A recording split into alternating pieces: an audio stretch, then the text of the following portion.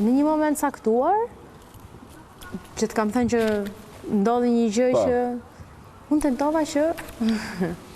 E mora vesh, me dëmtu vetën. Pa.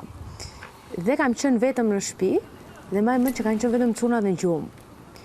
Po, unë se kam menduar kur që më ndodhi kjo gjë. Unë kam kërkuar ndihmë profesionale direkt pas atij momenti. Vazhdoj të kem normalisht konsultat e mia. Çfarë ishte konkretisht? Ishte burnout?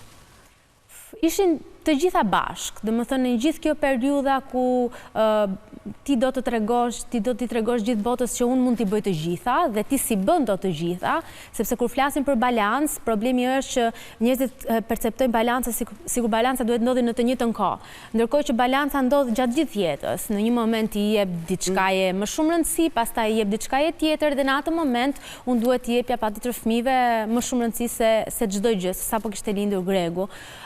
Dhe nuk e kuptoja që është okej që mos t'i bësh të gjitha, dhe duke dashur që ti t'i bësh të gjitha, patjetër që bën edhe gabime. Unë nuk kam qenë mësuar që të bëj gabime, dhe kam pasur shumë të vështirë që ta pranoj në fillim, doja të bëja jetën e dikujt që nuk isha unë, kështu që patjetër që pësova një ulje drastike siç ishte edhe kjo, dhe për mua është mësimi më i madh i jetës time.